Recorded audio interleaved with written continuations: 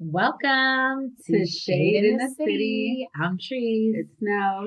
And we're back for another episode of Power Book 2 Ghost Season 2 Episode 2. Do we need all of that? Jesus. All right. We need all of that. And it's about to get sugar. Cheers.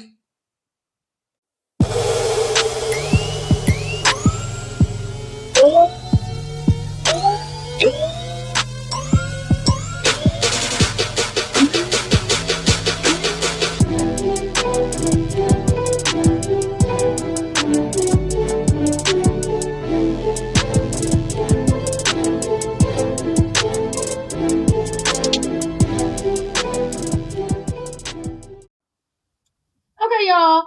There will be no screenshots displayed. Because stars behave. Stars behave, and so does HBO. You can't get it without a glare from the TV or whatever device you're watching it on. And God forbid if you try to do it from your phone, they will black out the screen. So you cannot get the screenshot.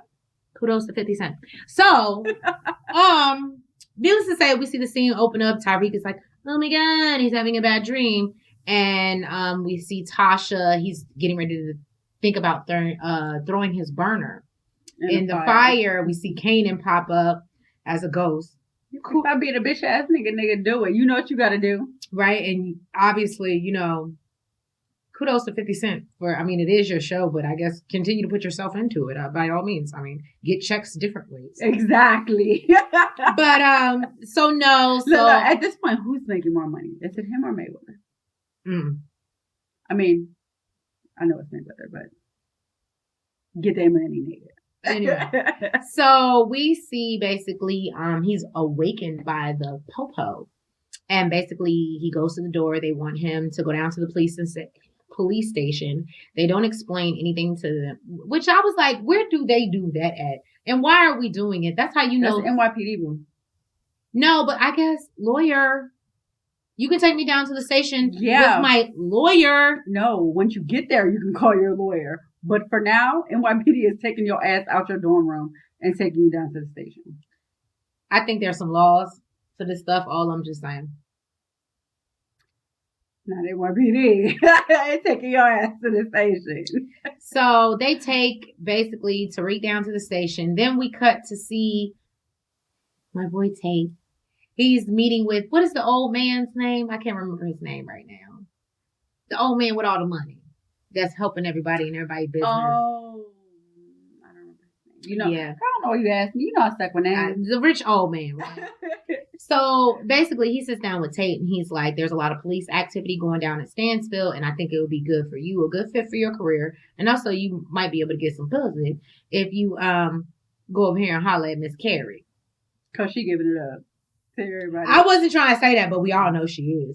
We said it last episode. I don't know why we ain't saying it this time. Okay, well, she is. She giving it up. So, yeah, he's like, oh, I'm very interested now. But basically, he says, this is not about you. This is not about Sweeney. This is about you getting this under wraps to help yourself, but not only Stansfield. And clearly it's something in it for him. But, yeah. And that's pretty much seen. Well, we see Big Mama's in jail. She liked to drink. She got a DWI. DWI. Mm-hmm. Had Yaz in the car. Now, she says Yaz was supposed to be at a sleepover. And I quote, I'm 62 years old. That was her night off. It's my night. I can have a drink or two. It's too much. I feel you, Big Mama. Not with the girl in the car, but I feel you. But here's back to my point. Now, I think last review, I said to this young lady over here, go ahead, that I got a rebuttal. That she may have some issues because her daughter died, her granddaughter died, her son-in-law. She might be a little bit messed up. Well, her daughter didn't die. Well, she gone, but might well be dead. So, well, damn. At the end of the day, was I right or was I right? She's going, and Chanel said, put your big girl panties on. This is black girl magic. Black girl magic. Exactly. That's exactly what she Why did. we couldn't take Uber? Why we getting our drunk ass in the car to go pick up Yaz? I told you I had a rebuttal, boo. I'm just saying. It's too much for Big Mama. Boo. So Big Mama is in jail, and we see that poor Yaz. We think Sax is gonna come in and be friendly. He's like, "Oh, would you like a minute to talk to your grandmother before whatever?" And really, what happens? No. Fuck that. We're gonna go back to this. Oh, so my idea of a grandmother, okay, is not a drunk. A good grandmother, anyway. One who does not mind babysitting her grandchildren and actually likes to care for them. Well, it's babysitting and moving in, living. I said likes to care for them. Okay. And if you do have a drink on your night off, boo, we got Uber, we got Lyft, we got Empower. Why did you think it was a good idea to get your drunk ass behind the wheel? Not alone, just you, but with your grandbaby in the car. Mm. To me, I understand she's been through shit. But to put yourself and your grandchild in danger, you're not a good grandmother. Not the grandmother, right? No, absolutely not. Because good grandmothers are not alcoholics, for one. I don't give a fuck what they've been through. And they've been through a bunch of shit. I had my grandmother's sister, okay, shot her goddamn husband in the stomach. Went through some shit. You think this bitch was a drunk? You think she would have you think she would have endangered her grandchild? I don't give a fuck. Let's not get it twisted. You make mistakes with your children. I understand that. That's your practice. With your grandchildren, you should get it right. Okay, we ain't got no love for the grandmothers here, y'all. No. Apparently, I love my grandmas. She ain't like that. All right. So Kane is hanging around with this guap man, and who's apparently like some big time drug dealer, but can't stay off the internet. Like he's on lives, like he's not Kane. No, I'm sorry, Guapo. That's what I'm saying. Slime. No, Guap. Oh, Slime is the other guy. She's trying to correct me. She don't know what the hell she. Well, you said Kane. I said we see Kane and Guap. You said Kane stay on the internet. I said Guap stays on the internet. No, you didn't. Your life. No, you didn't. We can run it back. Run it back. Run it back. Run it back. We can run it back. We'll run it back, and she's gonna be wrong. But we see Guap and Kane, and they chilling, running these streets. He gets a phone call from Slime, and apparently he goes up to see Slime, and he's in his nice penthouse apartment. Secretly goes to see him, and this look follows him. So, actually, Slime was about to give him a mission. Yeah, he was. He was taking out the gun, like, about to give him a job to do. And then he sees on his camera, Guap, he's like, what's this one nigga doing here? Why the fuck is he here? What'd I tell you about checking your surroundings? Let this nigga up. It goes downhill from there. He lets Guap in, which I'm surprised that he did. Chef whoever was just like, let me put my he told him he was like Chef, and Chef already knew what was up. He breaks every one of these men's fingers on his hand. Like it looked painful, and he begged for mercy. Actually, he was like, please.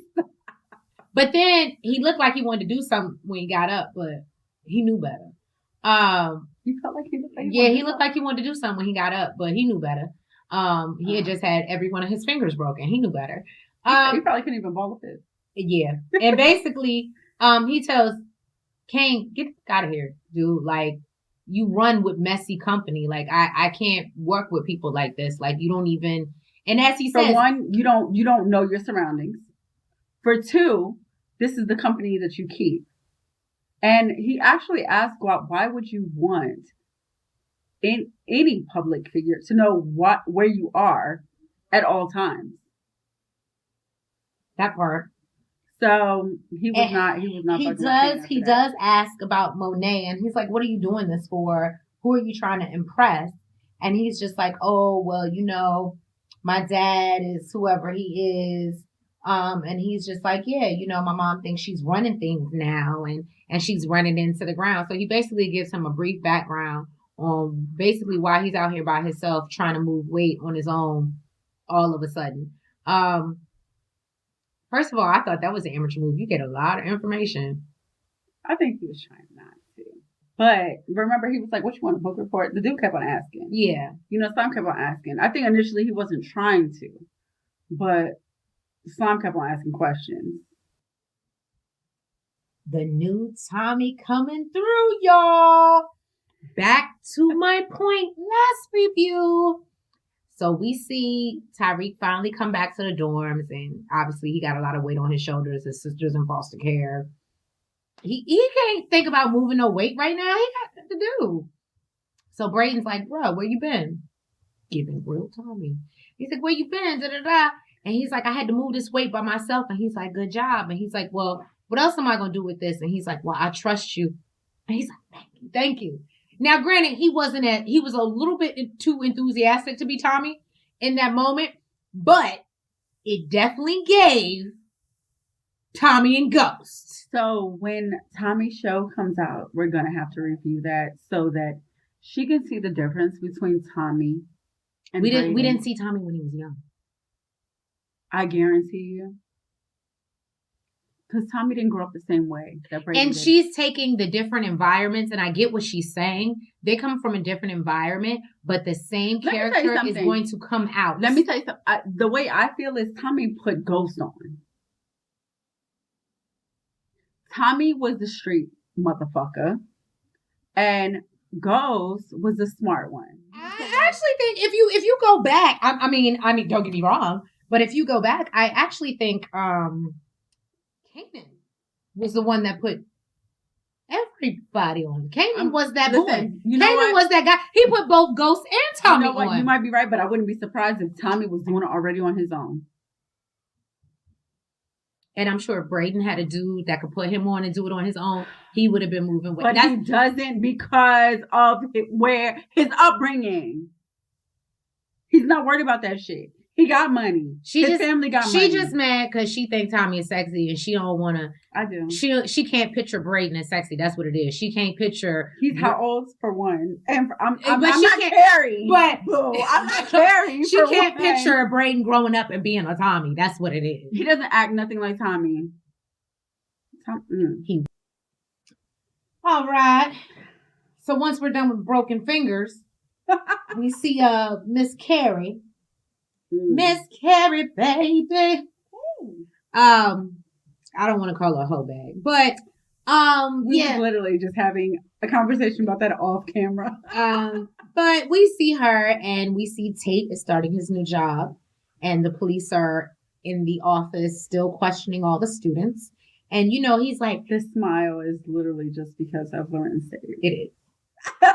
So he's like, you know what? And you could tell he's trying to put his charm, and I don't know how she didn't fall for it, especially because she's a hoe bag. But you could tell she wants to. It's gonna happen. We know her. She's going to end up sleep again. Let's make bets. I will not accept your cash apps until after we see her sleep with him, and then I'm sending it straight to my account.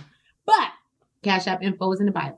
But point is, she's going to end up sleeping with Tate. It's Lorenz Tate. Absolutely, she's going to sleep with him. And I'm not mad at you for that. I'm mad at you for sleeping with the 19-year-old. That's what I'm really mad about. But, so, basically, she's not really like, oh, whatever, get out my face. Like, I think you shouldn't speak during class. You're a politician. You're. Like, basically, do you know what the fuck you're talking about? Right? You're here for an ethics class. You're just another high-profile black man that they put here. The other high-profile black man. That's really... You ain't writing no books. You ain't done nothing. Who the fuck are you? It wouldn't matter to you, huh?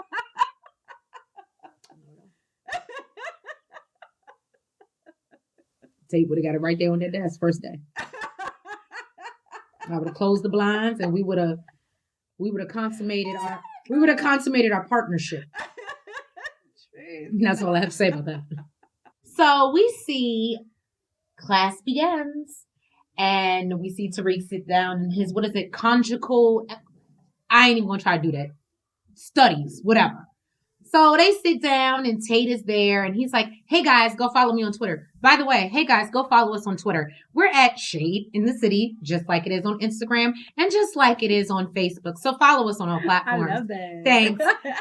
Just a small little plug for y'all. But yeah, so basically he's like trying to put his plug in and then she's like, okay. Carrie's like, no. Mm-mm. So they're talking about basically selflessness. And or selfishness, and whether that's a real thing. Somebody brings up the point of Jesus, and he made the ultimate selfless act. And I love when light-skinned Keisha came in and said, Jesus is famous as fuck. I couldn't say it because Jesus was in the same sentence, but I can appreciate her for saying it. And so I didn't say Jesus at all. So exactly. But she's like, well, he's famous as, and she's basically like, that's different because even then people are doing good deeds and doing so they can get into heaven. Basically, I scratch your back, you scratch mine. Mm-hmm. And basically Tate says, yeah, and he's like, I like your way of thinking. And she's like, I do too. I like my way of thinking too. And I told her, Chanel, I really hope not, because I really like light-skinned Keisha and her role. And I hope that she don't end up messing with Tate, because I know it's hard, girl. I know it's hard. I hope she don't end up messing with Tate, but I just want to say I'm proud of her. She has been in this show since season 1, since season 2. And as far as I know, I could be wrong. As far as I know, this is her first acting gig. And she's doing a great job. I didn't even know who she was. She's doing a great job, and she has been here since the beginning. I'm super proud of her. Yeah, no. So yeah, basically we see one hand scratches the other, and that is the lesson. I'll scratch your back.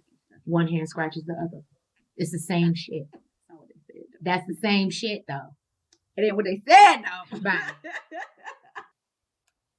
So this scene, we see Freaky ZK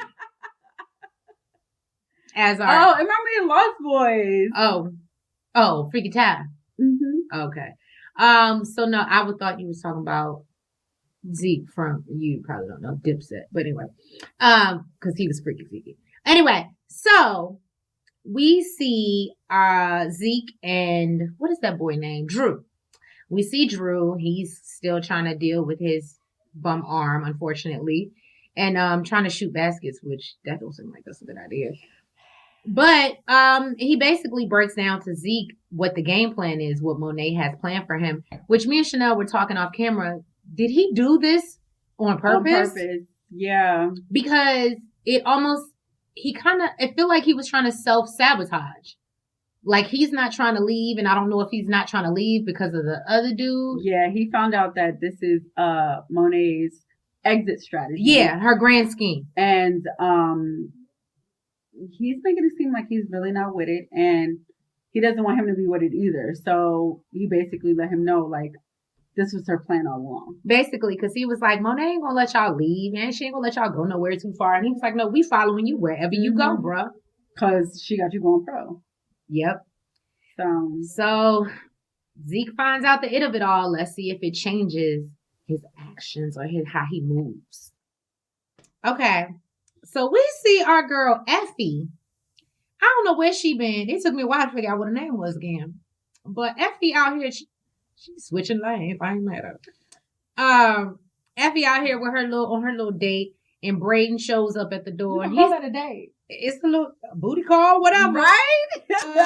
Effie out here on her little booty call, and Braden pops up late, and she's like, really? Really? And he's like, I'm here for it. Can I join? Right? I loved it. Basically, yeah, he brings her products. Tell me when to get the book. Yeah. He brings her products, and basically she's like, you need to stop messing with Tariq if we're going to do business, because Tariq is only out for himself. So he drops off product. I don't even think I'm sure it was more than 10 minutes, but the way it seemed like, and she's already calling like, this product is stepped on. I didn't even know what that meant. I didn't even know what that meant. I thought somebody really stepped on it, y'all. I was thinking, you know why? That's because you don't watch Raising Kanan. Okay. And then I'm sitting here to myself, I'm like, that term all the time. I'm sitting here to myself and I'm like, well, it's crack, a coke, right? So if you step on it, does it really damage it? If you actually stepped on, because I'm really thinking she means stepped on, right? Sorry for my ignorance, guys. But apparently the product was stepped on. So Braden has to run that back and go figure out what's going on with this. Okay, y'all. So we discovered the detective's name. It's Detective Whitman. And basically we learned... Did y'all really care? We don't really care. But as we move on from that, we see Sax finally getting some. Good job, he looked like he knew what he was doing a little bit. Lashy too. I think so. I wasn't here for. I mean, I'm happy Sax is getting some and laying off a little bit, but he's still not laying off. He's still a dirty mother, like I felt. But anyway, we see he's messing with this girl that she works in the office for, I guess, the DA or whatever, and working with Detective Whitman, and she lets him know that Tariq is basically one of the people that they've been talking to, but the main suspect right now that they're looking at is Miss Carrie. Carrie Dad. Mm-hmm. And yeah, she's like, and he's like, oh, basically he knows Carrie ain't got nothing to do with it. Yeah, he already knew that already, but now that Tariq has something to do with it, and Tariq's name's on the list, he's like, another murder suspect. And it happens to be a St. Patrick. Exactly. What are the chances? Then we skip over to, what were we doing after that? We go from Tariq to he goes to talk to Di. Yeah, he goes to talk to Diana. And let her know he needs a ride to New Haven. She seemed extra happy and extra excited that he showed up on her doorstep. And in the middle of the night. And he's just like, oh, I need a ride. Basically, I feel like she's like that a lot. Poor baby. She really clearly is feeling him. And he's just like, he likes her, but that's not, he knows better than to mess with her. She's going to have to become a bitch for him to notice her. She's just too nice. I think he likes her. He thinks she's cute. He likes her style, but she's too nice for him. She's too nice. There's a lot going on, y'all. There's a lot going on. We see Sax 2.0, aka Detective Whitman. Let's talk about Zeke first. Oh yeah, Zeke is there first. Zeke showed up at Carrie's apartment, and he wants to let her down gently. He tells her that he doesn't think that they should see each other anymore, and she's like, "I understand." Because you're a grown-ass woman. To me, it was kind of cold. But she was just like, I understand. Like, no, you see, when they were getting ready to leave, he went to kiss her, like give her a kiss on the cheek, and she like gave him a hug. Like she, like, no, this is what you wanted. She was real cold with it. You know what though? When she was initially, she said we needed to talk about a couple things, and then he said that. So I think she was actually about to say it first, to be quite honest with you. So she was probably already there, especially with everything going on, and because she saw Tate. Somebody my own age. Why would I do that? She does not want to. Only you want to. Okay. Only you. Mm-hmm. Maybe Method Man, but not Tate. Okay. Relax. Anyway, go get you some money. I'm just saying. Points being is that basically he goes to break it off as he's leaving. Sax 2.0 pops up. Walks in her house all willy-nilly. Well, Sax was actually watching her place the entire time and saw Zeke leave. So is that not a creep? He's a creep. Is that not a creep? I mean, he's a detective. That's kind of what they do. But he's still a creep because he used to fuck her and he really just wanted to know what the fuck she was doing. So he pops up at her door. What was Zeke doing here? Walks all up in the house. Don't say you moved the couch. That's not detective shit. Sorry. That's not detective shit. Where my couch was last time you were here. It's none of your goddamn business. Already, I would have like, sir, get the fuck out of my house. You're commenting, and Carrie's like, is this what it's about? What happened between us? And of course, no man can admit that. No, but you were lying to me. Why do I have to tell you who I'm sleeping with? It's not you, boo. Talk to my lawyer. when you have some evidence, and get the out my face. He's giving Sax 2.0. I just don't like it. Not the And I don't, because as a woman, why should I have to divulge my... Nobody's expecting no niggas to do that. I just thought that was so disgusting. I have to divulge my sexual partners to you for you to feel I'm innocent. That was just disgusting. I'm sorry. And it just gave very weak, and you're a real jealous mofo, and you probably need to go find somebody to hunch on too, like Sax. And we're going to end that day. Okay, y'all. So we skipped over one part, but Mary is having this deja vu moment. Let me just talk about what happened prior, but brought on by the red car. Drew comes in and he's like, yo, Kane got somebody he working with, he got product, and I think we should work with him. Mary in here sugaring her bundt cake. With her powdered sugar. That shit that was stepped on. So basically, she's like, I'm not trying to do nothing with Kane. I'm sorry. I'm just not at that place, and you shouldn't be after what happened to you. And Drew was like, well, we all know it ain't just because of Kane what happened to me. Mm-hmm.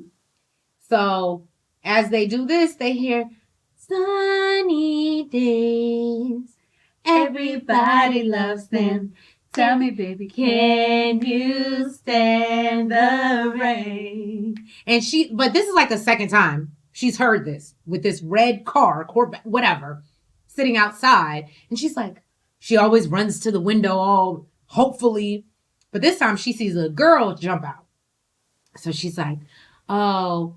And it's crazy because I feel like the first time that this happened, Di even asked her, oh, was it because it's close to your anniversary and that makes you think of Dad? Mm-hmm.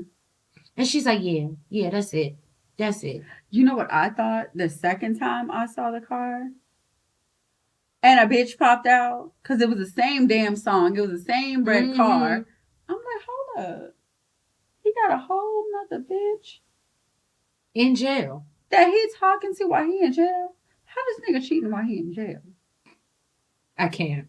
I was like, this bitch, I thought she was trying to send her a signal like, yeah, he my nigga now. Tariq. You were giving real ghosts right now. He was giving snake. So he came into Carrie's office and said, you told me anytime I need your help with anything, I could come to you. And of course, she's his professor. She's like, of course you can. And he proceeds to tell her, my sister's in the foster care system, and he knows he needs someone with a high profile. So Tate interrupts them. Oh yeah. And before he gets to ask for any help, and she's telling basically Tate that he's a good kid, and Tate lets her know that he's involved in the investigation, or he's been questioned by the police, and that she needs to be careful. And she's like, no, he's a good kid and he's been through a lot. Don't interrupt me again. But while this is going on, Tariq is in her office getting ready to plant this burner phone on her. Exactly. After you asked her for help. And while she's in the hallway defending you. I think that's ultimately the reason why he didn't do it, but god damn, Tariq. Like, it's giving real snake. Carrie don't look like she'll hold up in jail too well. No. Whole bags don't do that. Did y'all catch what Effie said? She said pre bono or something like that? You sound like you want to say pro bono. Because that's what I thought. Look, Di said, are you speaking Italian? She said, it's Latin. You didn't preface the scene. I didn't set up the scene. Okay. So we see our girl Di, and I'm loving. Now, this is what I'm talking. Girls coming together, women working together. Yes. I was here for this scene. She went and knocked on Effie's door. Same girl she was trying to go at because she thought she was a threat. Vice versa. And she said, yo, how you going to school and slinging? How was that happening? I want to do that. And I said, yes. She was like, can you teach me? Basically, and she was like, are you even smart enough? And that's when she hit her with the Latin word. She was like, I don't speak Italian. She was like, it's Latin. But basically, she was saying that it means, whatever the hell I said, it means basically who had the most to gain by stepping on your product. Now I know what stepping on me. You know what I'm saying? I'm out here in these streets. So, and she was basically like, well, my mom believes it's one of these dudes we used to work with. And even then, you see how Di moves in comparison to the dudes? She still keeps it under wraps. She ain't give no names. She just said, my mom it fell out with a connect. It didn't really work out. She think, So basically, and she's like, but I don't know if I believe that. And then she's she was like, it don't make no sense. Yeah. And then basically, Effie hips her to, is basically whoever had the most to gain. Mm-hmm. And who had the most to gain, guys? We gon' see. We gon' right. We see this dirty McCain. He meets with Slime. Guess who had the most to gain, guys? Your boy Kane. He's giving me Kanan.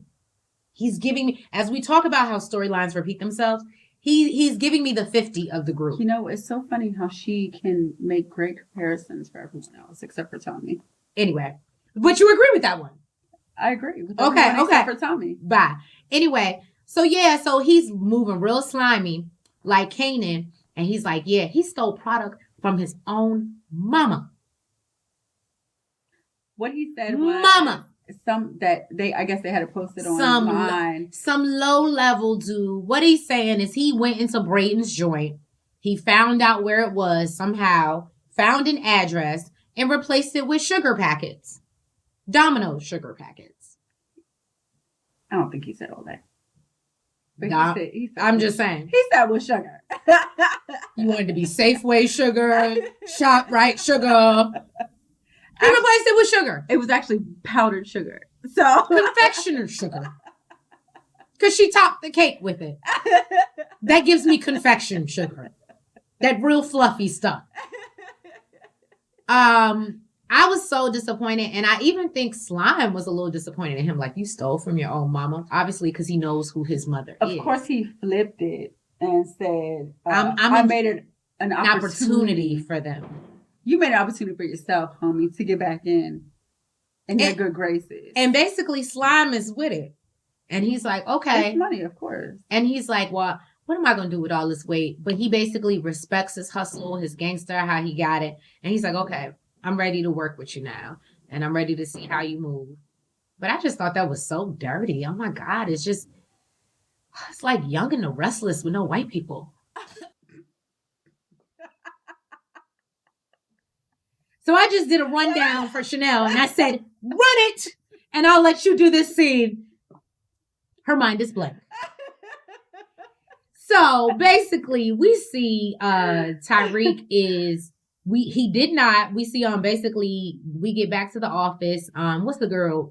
Carrie. Carrie, because I keep calling her hoe bag. I'm sorry, y'all. So we see Carrie and she's getting ready to leave, and Tate is like, gets interrupted by your dude. Hoe bag gets interrupted by your dude.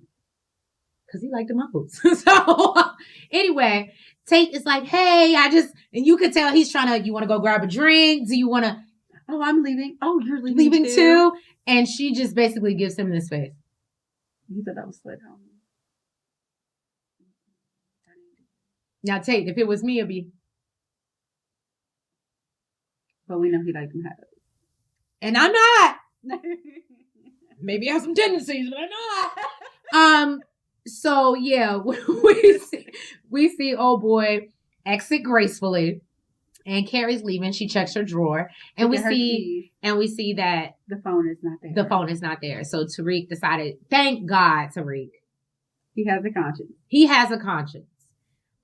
We basically get to the bonfire because we see our boy pledging for Kappa Brayton, which Tommy would never do. Tommy would never do this. Oh! I just said that so you would shut the hell up. Oh my God! Tommy would never. I wish I had a butter knife so I could clank my glass. Ma'am! She can't clank it because she ain't got nothing left in her glass. But I can still clank it. Point is, we do see Brayden pledging, and as they're around the bonfire or whatever, we see Tariq throw the burner phone in the fire. Finally. He first breaks up the SIM card. He ain't playing no games. He breaks up the SIM card, throw that in there. And then throws the phone. I actually felt really bad for him in that moment. I know it had to be done, but I mean, now he loses all contact with his mom. He has no idea where his mother is. I feel bad. As my boo would say, you get the dipping and you don't look back. You can't, when you do something like that, unfortunately, you gotta get the dipping. You don't look back. Write a letter. He doesn't know. She's in protective custody. Protective custody, nobody can know where you are, Tree. He has no idea where his mother is. Mail it from a P.O. box. Mail what? The letter to him. She knows where he is. That's the point. She knows where he is. He needs to stop being so where his mother knows where, and this is Tasha. We know she's not gonna let Tariq go. She can send him some stuff. He needs to stop looking back for her. I'm sorry. I understand it's your mother. He has to stop looking back for her. He got to get the dipping. I'm just saying. Anyway, he should have got the dipping. He wants to hear from his mom. I feel bad. Didn't you say you weren't here for black men and they mama issues and da-da-da-da and grow the fuck up? And... I wouldn't know. I don't have a son. I'm just saying. I don't remember saying any of that. You did say that last review. You were like, I'm not here for their issues and then grow up and get over it and be a man. What they got to do with mama issues? I'm not, I don't remember saying it, but no, I'm not here for men and their mama issues. But when he's a college student, okay, who has been without his mom for God knows how long because she's been in prison, okay, and he wants to hear from his mother. I don't see nothing wrong with that. He loves and misses his mama. He wants to hear from his mama, but I don't see nothing wrong with that. He wants a text from his mama, and now he won't get one because he had to throw away the damn phone. He ain't got no way to change the number for her. So you better be checking that mailbox. That's all I'm gonna say.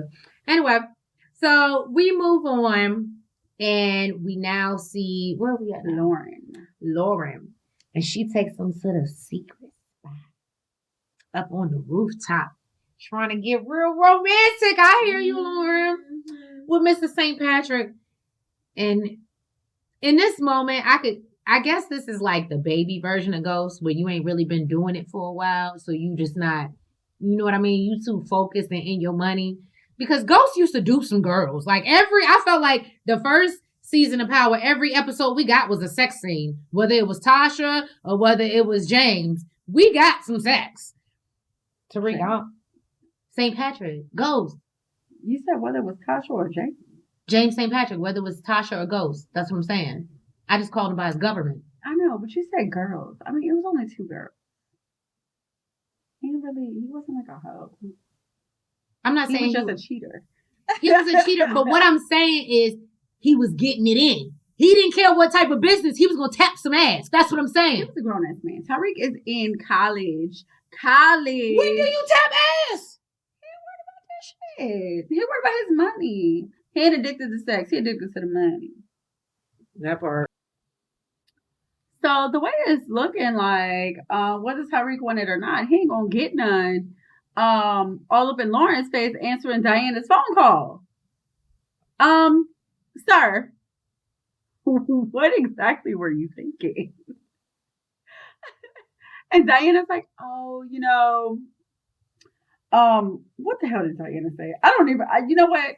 She basically said, I saved your ass because I told Monet what it was, but she was okay with it. But basically, I saved your ass. Some real Tasha stuff. That's why I was telling her off camera. I'm telling y'all.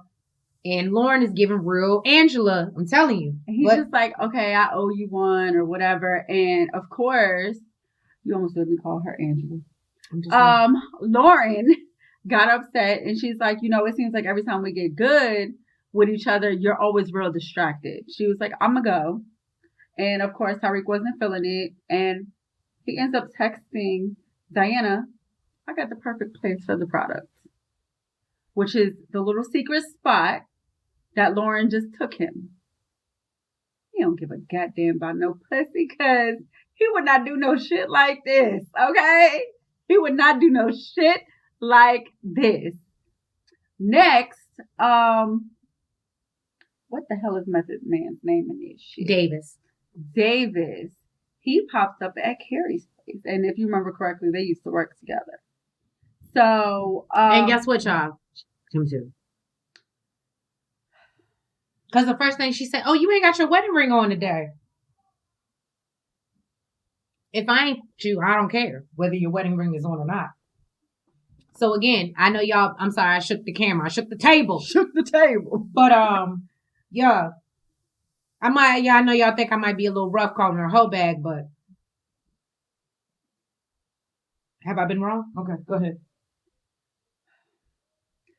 So, he goes to her and offers his help. He says, I know you're in a lot of trouble with this murder case over your head. And she's like, I don't want your help. I don't need your help. And shuts the door in his face. Exactly. And shuts the door in his face. And then she goes to call Zeke. Zeke is busy fucking some other bitch. His own age. But nonetheless, fucking some other bitch. And the police walk in or knock on the door and keep knocking until he answers and interrupts this little session, not even the police, Detective Sachs 2.0 comes in and is like, shut it down, shut up, little bitch, and basically, and come with me and come down to the police station. So please ignore the extracurricular noise we have. If you can hear it upstairs, we have children. I think we've prefaced that before. Yeah. But yes, they are running amok, and it's about that time. It's a little late, bedtime. So we see our girl meet up with Dante, a.k.a. I don't know how you got a nickname like that. So he must be a real slimy motherfucker. But let's say why. Okay, so the new edition, 80s music, the trash cans getting knocked over. The red Corvette. Apparently, this was his signal from back in the day when she was... To Monet. Yes, to Monet. Back in the day. I'm guessing when they were teenagers, because she said that she didn't understand how her dad still didn't know that it was him. So, in one of the scenes, there was a loud noise, and it was the trash cans knocked over. And she showed up in front of Junior's, where Slime was, and he's like, "Oh, so you still remember my signal?" She's like, "Of course I did." Mm-hmm. It's a little crazy that they know each other, okay. especially after Kane let him know who he's working with, and he didn't mention a damn thing. He let him know who his mama was and his daddy was, and he didn't mention a damn thing. But it make a lot of sense, because remember, he wanted to know if his daddy was coming home or if he got life. He wanted a piece of Monet. Okay. And so does Monet. For the first time, we see Monet smiling. She giving her look. She's smitten like a kitten. That's why she was smiling at that sugar. When the sugar incident happened, she didn't even give a damn, because she already knew who the hell was in what that Corvette thing was about. She knew, y'all. Monet got her little love interest. I'm happy for her. She tried to act like, she was like, "Oh, I don't know what you're thinking. It's been too long. We can't do nothing." And he was like, "Well, if you change your mind, here's my card." She took the card. And we know she gonna change her mind. And walked away smiling back to her car. She gonna make that call. And if not, guess what? He's still gonna do his thing. Oh, guys. Oh, my God. That just reminds me. We so forgot to tell you what happened. I forgot we missed this whole total part. So we're gonna run this back real quick. She went to see her boo on the anniversary, and she's like, "You're just giving air." And it was their 22nd anniversary. She went to see him in jail for the conjugal visit. She's sitting, we totally forgot that. She's sitting in her lingerie, and she's like, "I'm done." So basically, Monet is fed up. He tells her that she needs to now work with Kane to get this product. And she doesn't have it. And she lets Kane back in the house. We missed that whole part, y'all. Sorry. But... And that's how we end up at this portion where old boy ends up giving her the signal to come. But he doesn't tell her anything about the situation with Kane or whatever. He's just really trying to spit game to her. But he clearly knows who Kane is working with, and is clearly happy about it because this is boo, and he wants to get close to her. It's giving high school sweetheart. So it makes me wonder. I hope they get deeper into the storyline of how her and Lorenzo met and why her and old boy fell off. Because it seems like that was maybe before Lorenzo. I don't know, but it seemed like Slime was doing a hell of a lot better than Lorenzo. I mean, he looked like he in a penthouse, got his own chef, and I mean, Monet looking like she living in the hood in a regular house. Still cooking her own dinners, right? With her own sugar. And Slime ain't locked up, but Lorenzo is. So. Yeah. Looks like you made the wrong choice. Okay. Thank you guys for tuning in to our review of Power Ghost Book 2, Season 2, Episode 2. We appreciate you for being here with us through this long title. And yes, we will catch you next week for Episode 3. So once on, so off. But we appreciate you guys for tuning in, supporting us. Please make sure you like. For the love. Yes, of course. Please make sure you like, comment, subscribe, hit the notification bell. And definitely make sure you follow us on Twitter, Instagram, and Facebook at Shade in the City.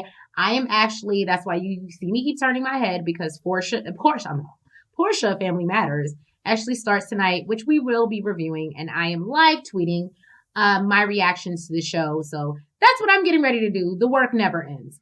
So thank you guys so much, and we will catch you next week. Have a good one. Good night. Front, back, side to side.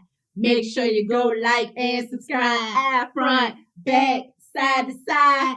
Make sure you go like and subscribe. Hey!